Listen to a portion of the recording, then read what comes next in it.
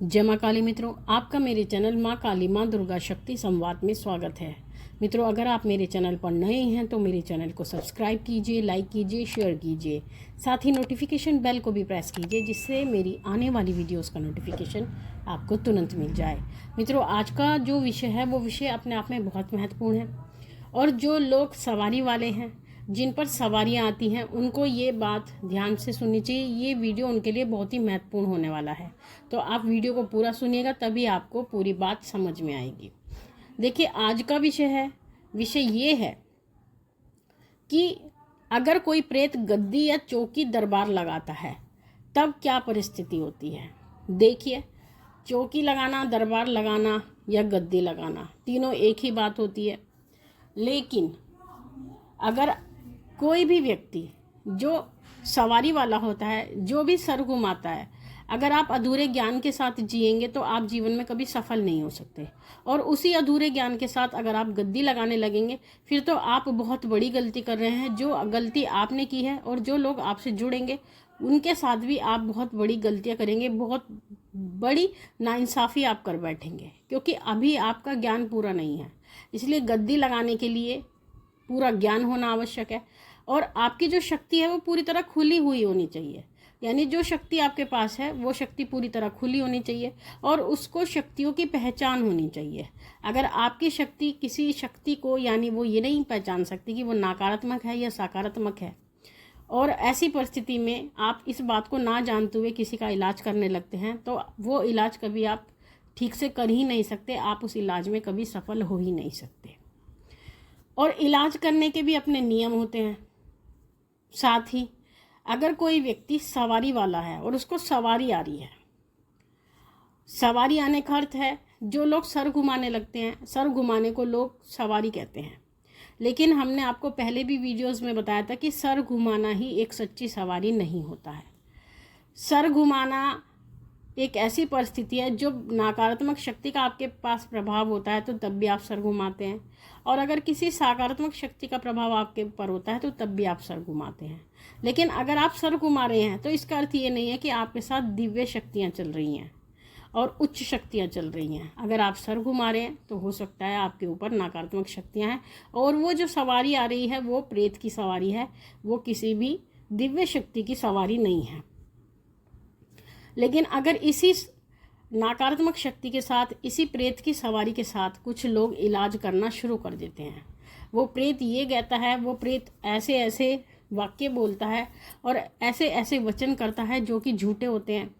लेकिन अज्ञानता वश या जो सामान्य व्यक्ति होते हैं, सामान्य व्यक्ति इन चीज़ों को लेकर ज़्यादा ज्ञान नहीं रखते हैं और अगर उनके घर में इस तरह की कोई परिस्थिति होती है तो वो डर भी जाते हैं।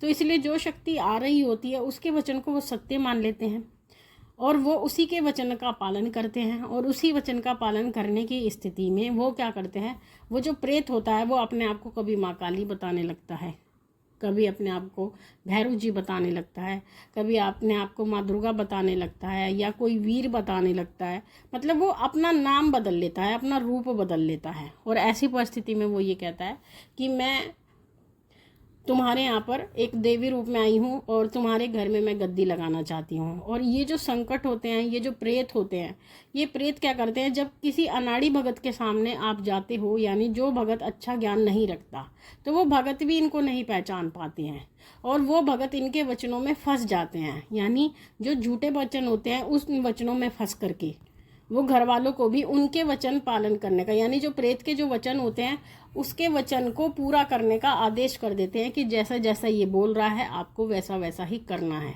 और ऐसी परिस्थिति में आकर वो प्रेत अगर गद्दी लगाने में कामयाब हो जाता है, सफल हो जाता है और वो गद्दी लगाना प्रारंभ करता है, तो तब क्या परिस्थिति होती है। देखिए, अगर कोई प्रेत गद्दी लगाना प्रारंभ करता है तो वो पूछा भी दे सकता है, क्योंकि वो प्रेत योनि में है। और प्रेत योनि का अर्थ है वो एक ऊर्जा है। वो ऊर्जा है, भले ही वो नकारात्मक है लेकिन वो ऊर्जा है, वो कहीं भी आ जा सकता है, किसी का भी पूछा ला सकता है, वो सब कुछ करने में सक्षम होता है। तो ऐसी परिस्थिति में वो प्रेत किसी का भी पूछा भी ला सकता है, किसी का इलाज भी बता सकता है, वो इलाज भी कर सकता है और कहीं ना कहीं वो किसी के ऊपर का संकट भी उतार देता है। लेकिन संकट अगर वो उतार देता है तो वो उस संकट को कहाँ रखता है। अगर एक प्रेत किसी का इलाज करता है और एक अपने ही जैसे एक भाई को, यानी उसका वो भाई हो गया, अगर कोई दूसरा प्रेत उतारता है तो वो उसी की जाति का है, तो वो उसी जाति वाले अपने प्रेत को वो क्या करता है, वो उस प्रेत को उस घर के में ला कर रखता है जिस घर में वो देवता बनकर पूज रहा है। यानी जिस घर में जो गद्दी लग रही है उसी घर में वो लोगों के प्रेत पकड़ पकड़ के लाता है और उसी घर में वो रखने लगता है। तो इस प्रकार से क्या करता है, वो अपनी संख्या की वृद्धि करता है। पहले वो 1 था, फिर उस घर में 2 होते हैं, फिर 3 होते हैं, फिर 4 होते हैं, 8 होते हैं। इसी प्रकार से उसके घर में अलग अलग तरह के संकट वो इकट्ठे करने लगता है। और इसी प्रकार से संकट की जो संख्या होती है, यानी जो नकारात्मक शक्तियों की जो संख्या होती है, वो बढ़ती जाती है। और जब वो बढ़ती जाती है तो उस घर में, जिस घर में प्रेत की गद्दी लग रही है, उस घर में एक तो उस घर की शांति बिल्कुल भंग हो जाती है। उस घर में बिल्कुल भी शांति नहीं रहती। वहाँ के लोगों का जो दिमाग होता है वो हमेशा खिन्न रहता है, यानी उनका मन परेशान रहता है, मानसिक रूप से वो परेशान रहते हैं। उनके घर में कोई भी कार्य सफल नहीं होता है, उनके घर में बच्चे उत्पन्न नहीं होते हैं, उनके घर में कोई भी शुभ कार्य नहीं होता है, और अगर होता है तो वो ठीक से नहीं बन पाता, वो बीच में ही खराब हो जाता है। और जो व्यक्ति गद्दी लगा रहा है, यानी प्रेत जिससे गद्दी लगवाता है और जिसके शरीर में घुस के बैठता है, तो उसका जो अंतिम समय आता है, जब अंतिम दिन उसके आते हैं और जब उसका इस संसार से जाने का समय होता है, तो वो व्यक्ति इस संसार से मुक्त होने के बाद भी कभी भी मुक्त नहीं होता, क्योंकि वो व्यक्ति भी उसी प्रेत योनि में जाता है जिस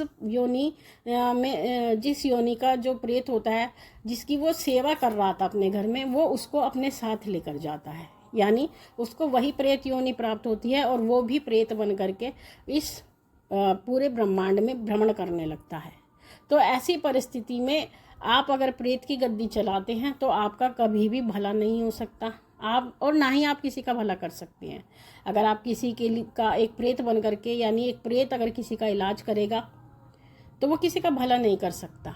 और दूसरी चीज़, अगर कोई प्रेत आपके यहाँ पर गद्दी लगाता है और इलाज कर रहा है, तो वो ही प्रेत उस भगत का शरीर छूटने के बाद में किसी अन्य व्यक्ति के शरीर पर कब्जा कर लेता है और वहाँ पर भी वो यही प्रक्रिया दोहराता है। वहाँ पर भी वो गद्दी लगाता है। गद्दी लगाने के बाद में उसको भोग प्रसाद भी वहाँ से प्राप्त होता है, यानी पूरा पूरा भोग प्रसाद वो प्राप्त करता है, अपना स्थान वो ग्रहण करता है, यानी वो आराम से रहता है। तो ऐसी परिस्थिति में कभी भी किसी भगत को ये गलती नहीं करनी चाहिए कि वो अज्ञानता के कारण किसी प्रेत की गद्दी लगवा दे। और प्रेत योनि वाला जो व्यक्ति गद्दी लगाएगा, यानी जिसके ऊपर प्रेत की सवारी है, अगर वो गद्दी लगाता है तो उसका जीवन में कभी भी भला हो ही नहीं सकता। और जब भी वो अपना स्वयं का भला नहीं कर सकता तो किसी अन्य व्यक्ति का तो वो कभी भला कर ही नहीं सकता। इस स्थिति में बुरा ही बुरा होगा। तो इसलिए कोई भी व्यक्ति अगर कोई भी चौकी दरबार लगाना चाहता है तो उसे पूरा ज्ञान होना आवश्यक है, और पूरे ज्ञान के बाद ही वो चौकी दरबार लगाए, क्योंकि चौकी दरबार लगाना बहुत बड़ा दायित्व होता है और इस दायित्व के लायक हर कोई व्यक्ति नहीं होता है। इसलिए अगर आपके शरीर पे सवारी आती है तो कभी भी जीवन में अपने ये उद्देश्य ना रखें कि इस सवारी से हमें चौकी गद्दी ही लगानी है, जब तक कि आपको पूरा ज्ञान प्राप्त ना हो जाए। पूरा ज्ञान प्राप्त होने के बाद ही आप अन्य व्यक्तियों का इलाज करें, अन्य व्यक्तियों का भला करें और भलाई का कार्य करें। आपके मन में ये सोचने से कि हम भलाई करना चाहते हैं, केवल एक भावना से आप ये कार्य नहीं कर सकते हैं, क्योंकि भलाई की भावना एक अलग चीज़ होती है, ज्ञान होना एक अलग चीज़ होती है। तो इन दोनों में अंतर समझ करके ही आपको चौकी दरबार लगाना चाहिए। तो मित्रों, ये थी जानकारी आप सभी के लिए। माँ भगवती से यही प्रार्थना करते हैं कि वो आपके भंडारे भरती रहे, आपकी सभी मनोकामनाओं को पूर्ण करती रहे, आप पे अपना पूर्ण आशीर्वाद बना के रखे। तब तक के लिए जय महाकाली, जय महाकाल।